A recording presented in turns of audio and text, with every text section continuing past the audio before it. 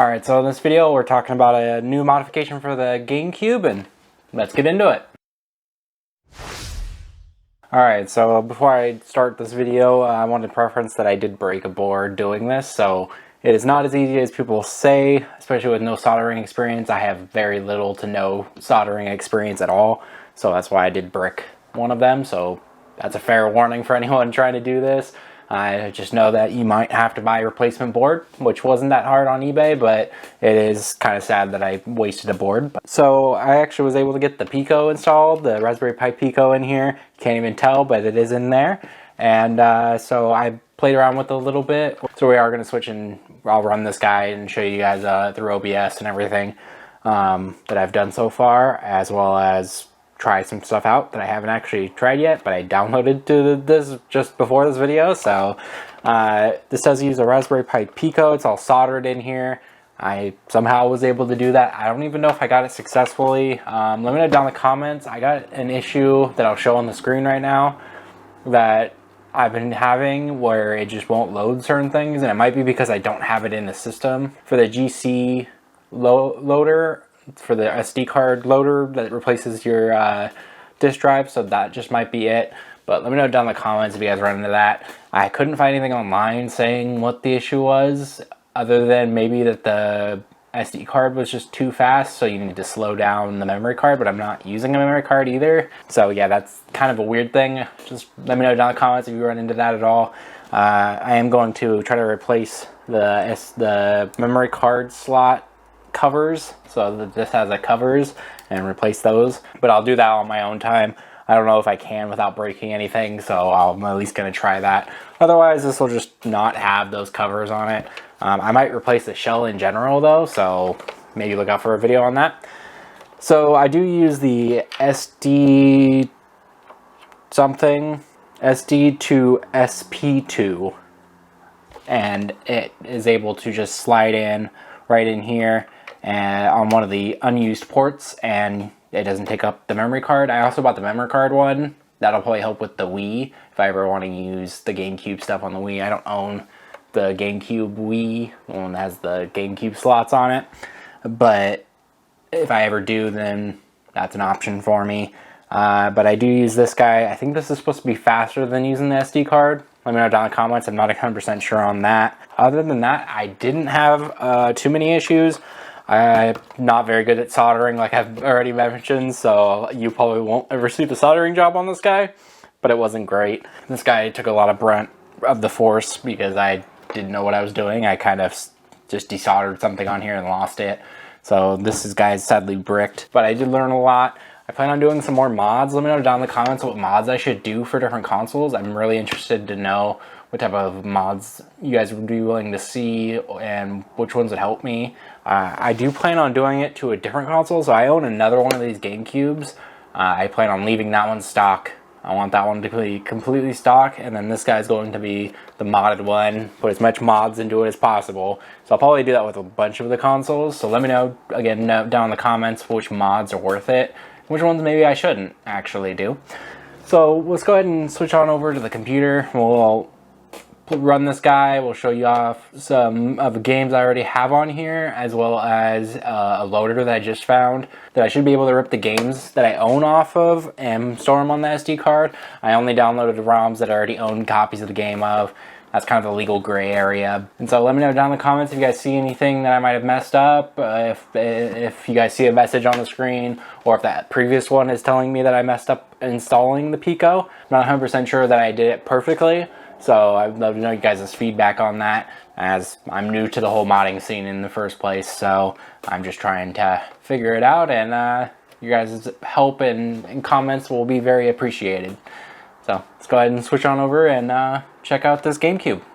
Alright, so it's been a little bit since I made the first part of this video. I have taken some time to redo some things. Like I redid the solder on the inside of the GameCube, as well as I added the little doors on the memory slots. You guys can't see it, it's sitting over here, but I took the time and did that. I made the wires shorter from the Pico to the motherboard of the GameCube, and that helped tremendously. And I'll probably add in a little snippet right here where I show you guys what it sounded like before and why I had to shorten the wires. I do have it turned down, so you guys might not hear it as loud.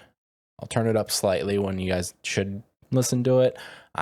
It's a very annoying sound, so yep. So you can hear it. I'm gonna go ahead and turn it down. So hopefully you guys can hear that weird sound there. I'm gonna go ahead and mute it. The game works fine. It seems to work fine. It's just the audio of it. But pretty much I had to do that, and because it was making that sound, and so I was able to fix that. And we can go ahead and I'm gonna run a game real quick, and I will show you guys that. You guys got to make sure that the wiring run is not very long, because if you do make them too long, it winds up actually having an issue. And so let's go ahead and run one of these. So I did find a dumping software as well, as you can notice, where I got all my games downloaded on here, and I own a physical copy of all of these. But I was able to get all of that working, and this will also eventually work and play sound and work just fine, assuming that it works. Every time I've tried so far with changing the wires, it's worked. Sounds fine. So go ahead and that was just a little, I think it was peaking. Yeah, I think that was peaking because it's a little loud. Let's go ahead and turn it down real quick. Yeah, I think that was peaking. That's why it was giving that static. I think it was peaking on there, but yeah, it works great. I haven't had any issues. My only issue I have right now is the fact that the restart doesn't actually restart inside Swiss. So the game restarted, but I have to turn it off and then back on to get into Swiss again.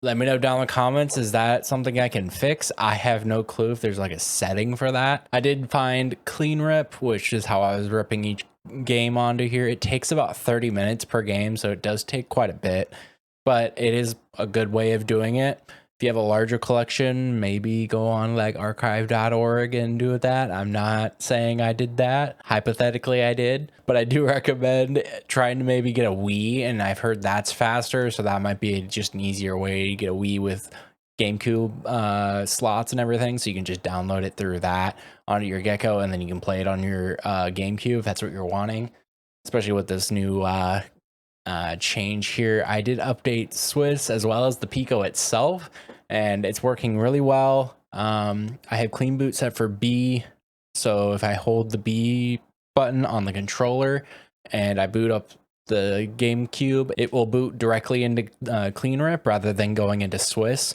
and I just use Swiss by default, because you can also just go into here and for some reason I can't like just boot this Dole. I don't know exactly. Let me know down in the comments.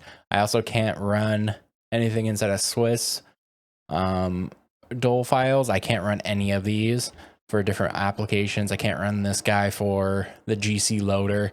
I don't know if that's because I just don't have the GC loader or anything like this. I can't run any of these softwares in here, so please let me know down in the comments if I did something wrong. Maybe I just soldered it wrong, and that's why I can't get the clean boot is what it's wanting. So let me know down in the comments. That'd be very much appreciated. I'm new to this. I'm just trying to figure out how to make this work. It works with games, so that's pretty much the only reason I need this, so that I don't hear the disc spinning constantly. So also let me know down in the comments what else I should get on here, if there's any other type of software that I should do, as well as if those other softwares I need to run kind of like I do with clean rip normally, where it just runs this B, or you know, through the controller. I know they added more, so you can press more button combinations to actually run different Dole files, so that's really cool. And I'm really excited for this. This is just the beginning of GameCube. Makes it so much more accessible, so Swiss hopefully will get upgrades more, and the Pico itself with there's going to be Wi-Fi enabled Picos, which I don't have one, and I believe an M.2 potentially being able to be used with Picos, so that's very interesting as well.